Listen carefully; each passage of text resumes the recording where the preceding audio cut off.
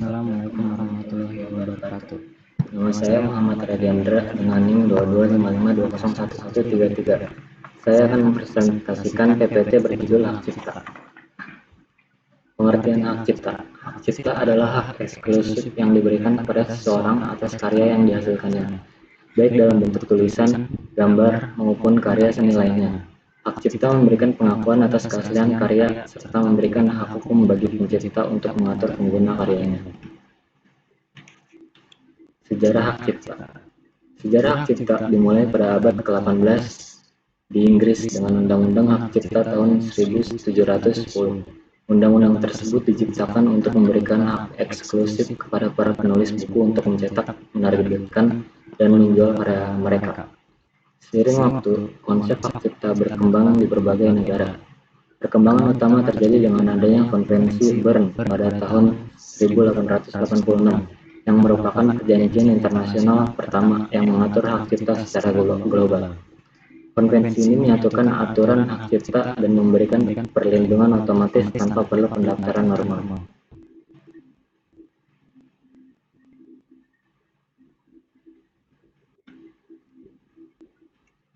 Pada abad ke-20, perkembangan teknologi seperti rekaman audio dan film menghadirkan tantangan baru bagi hak cipta. Berbagai amandemen dan perjanjian internasional seperti TRIPS Agreement di bawah World Trade Organization terus mengubah dan memperkuat perlindungan hak cipta. Dengan munculnya internet pada akhir abad ke-20, isu-isu baru tersebut seperti pembajakan digital dan berbagi konten secara online menjadi fokus perhatian dalam menghadapi dan mengadaptasi hukum hak cipta. Seiring perubahan teknologi, undang-undang hak cipta terus disesuaikan untuk mencerminkan lingkungan digital yang terus berkembang. Prinsip dasar hak cipta memberikan hak eksklusif pada pencipta atau pemilik hak cipta atas karyanya. Prinsip ini memberikan perlindungan hukum kepada pencipta agar dapat mengendalikan penggunaan, reproduksi, distribusi, dan pemanfaatan karya oleh orang lain.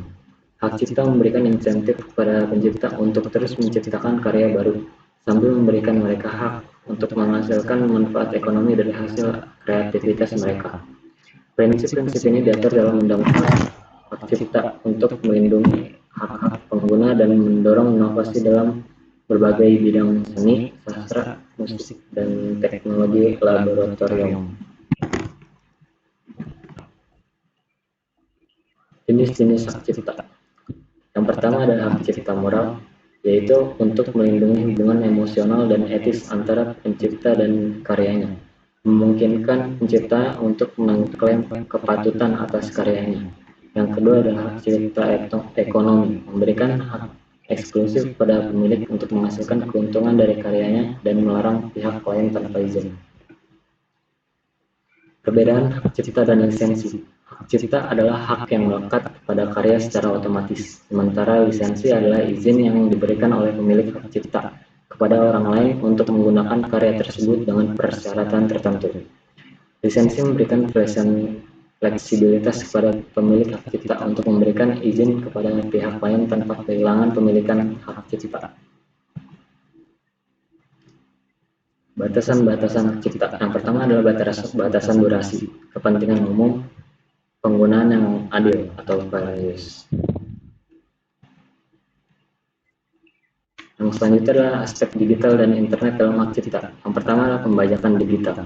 Kemudahan reproduksi dan distribusi digital membuat mudah bagi orang untuk membagikan dan mendistribusikan konten tanpa izin pemilik hak cipta. Pembajakan digital menjadi masalah serius di internet. Yang kedua adalah berbagi konten. Platform media sosial, situs berbagi video, dan layanan streaming memungkinkan pengguna untuk berbagi konten dengan cepat. Namun ini juga dapat menimbulkan isu hak cipta ke konten yang dibagikan tanpa izin. Yang ketiga adalah Undang-Undang DMCA. Di Amerika Serikat, Undang-Undang Hak Cipta Digital Millennium atau DMCA memberikan kerangka kerja hukum untuk perlindungan hak cipta di lingkungan digital. DMCA mencakup aspek-aspek seperti notifikasi pelanggaran hak cipta dan batasan tanggung jawab penyedia layanan. Yang keempat adalah ada teknologi DRM atau Digital Rights Management. DRM digunakan untuk mengendalikan akses dan penggunaan karya digital. Ini dapat mencakup enkripsi, lisensi digital, dan tindakan lainnya untuk mencegah pembajakan dan penggunaan tanpa izin. Yang kelima adalah perdagangan elektronik dan pasar digital. Perdagangan elektronik dan pasar digital memberikan cara baru bagi pencipta untuk mendistribusikan karya mereka secara langsung kepada konsumen tanpa keterlibatan perantara tradisional, namun juga memunculkan risiko untuk pelanggaran hak cipta. Hubungan hak cipta dan inovasi. Hubungan antara hak cipta dan inovasi dapat dijelaskan sebagai berikut. Yang pertama ada untuk mendorong inovasi, yang kedua untuk investasi dan pengembangan, yang ketiga pasar dan persaingan, keempat keberlanjutan bisnis, kelima pengembalian investasi, dan keenam adalah pendorong kreativitas.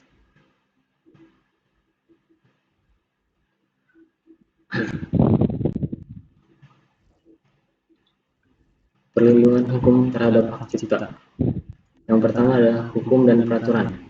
Pemerintah menegakkan undang-undang hak cipta untuk melindungi karya-karya dan pelanggaran dan penggunaan tanpa izin. Kedua, sanksi hukum. Pelanggaran hak cipta dapat dikenai sanksi pidana berupa denda dan bahkan hukuman penjara.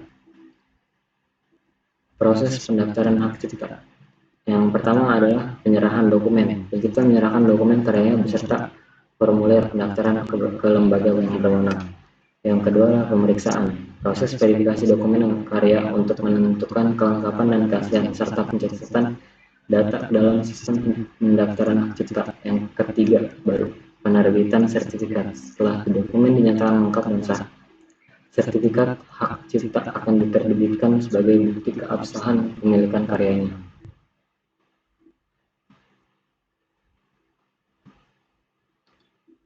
Dan durasi berlakuan hak cipta ada 50 tahun dan 70 tahun untuk di Indonesia. Pelanggaran hak cipta. Pelanggaran sadar. Adanya sengaja dalam penggunaan karya tanpa izin yang melanggar hak cipta. Yang pelanggaran tidak sadar, tidak tahu atau kelalaian dalam menggunakan karya yang dilindungi hak cipta. Tantangan kontemporer, pembajakan digital dan penyebaran konten tanpa izin. Pembajakan digital dan penyebaran konten tanpa izin menjadi masalah signifikan di era internet.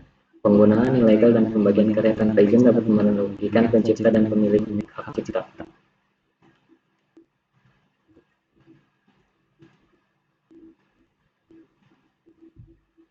Tantangan kontemporer, penggunaan algoritma dan kecerdasan buatan. Penggunaan algoritma dan kecerdasan buatan dalam produksi dan distribusi karya menghadirkan tantangan baru dalam menentukan kepemilikan dan penggunaan hak cipta, terutama jika algoritma menciptakan konten secara otomatis. Hak cipta dan platform media sosial. Masalah muncul seputar penggunaan karya di platform media sosial.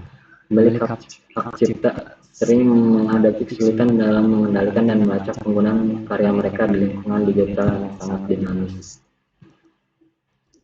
Hak cipta dan Internet of Things atau IoT. Pertumbuhan IoT menimbulkan pertanyaan baru tentang kepemilikan dan penggunaan data yang dihasilkan oleh perangkat terhubung. Hal ini dapat menciptakan ketidakpastian hukum seputar hak cipta dan kepemilikan data. Hak cipta dan karya kolaboratif. Dalam proyek kolaboratif, penentuan kepemilikan hak cipta dapat menjadi rumit, terutama jika ada kontribusi dari beberapa individu atau entitas. Persoalan ini dapat memunculkan pertanyaan tentang pembagian royalti dan hak penggunaan. Perlindungan data dan privasi. Dalam konteks hak cipta, perlindungan data privasi menjadi semakin penting. Pemrosesan data pribadi dalam konten kreatif dapat memunculkan pertanyaan etika dan hukum terkait privasi. Beberapa studi kasus terkenal hak cipta yang menarik perhatian publik melibatkan konflik antara pencipta, pemilik hak cipta, dan pihak lain. Beberapa kasus terkenal tersebut termasuk kasus Disney versus dan The Air Pirates 1971. Sejumlah seniman bernama Air Pirates menciptakan parodi komik yang menggunakan karakter Disney tanpa izin. Kasus ini mengangkat isu seputar penggunaan parodi dalam hak cipta dan eksklusif pemilik karakter terkenal. Yang kedua, kasus Oracle America Inc. versus Google LLC 2021. Kasus ini melibatkan pertikaian antara Oracle dan Google terkait penggunaan API atau Application Programming Interface Java oleh Google dalam pengembangan sistem operasi Android.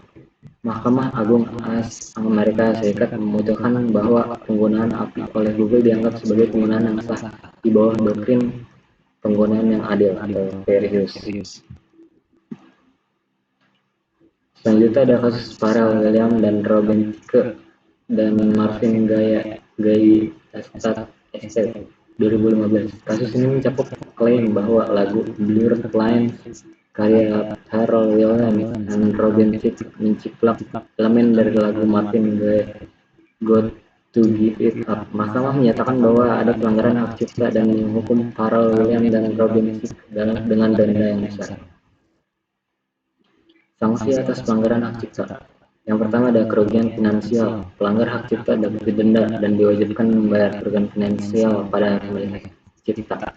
Yang kedua ada penahanan barang. Pengadilan dan memerintahkan penahanan atau penyitaan barang yang terlibat dalam perbuatan pelanggaran hak cipta. Penegakan hak cipta di Indonesia. Yang pertama, organisasi terkait lembaga mana yang bertanggung jawab menegakkan hukum hak cipta di Indonesia. Yang kedua, proses penegakan, langkah-langkah konkret yang diambil untuk menangani pelanggaran hak cipta di Indonesia. Peran hak cipta dalam industri kreatif. Yang pertama adalah stimulus kreativitas. Dengan adanya perlindungan hak cipta, para kreator merasa lebih dihargai dan diinspirasi terus untuk berinovasi. Yang kedua ada ekonomi kreatif.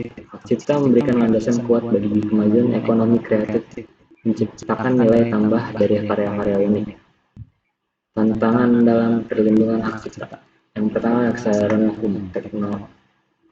Kurangnya kesadaran akan pentingnya hak cipta di masyarakat luas. Yang kedua ada teknologi. Tantangan dalam menghadapi pelanggaran hak cipta yang dilakukan secara online. Sekian dari presentasi saya kali ini. Kurang lebihnya mohon dimaafkan. Wassalamualaikum warahmatullahi wabarakatuh.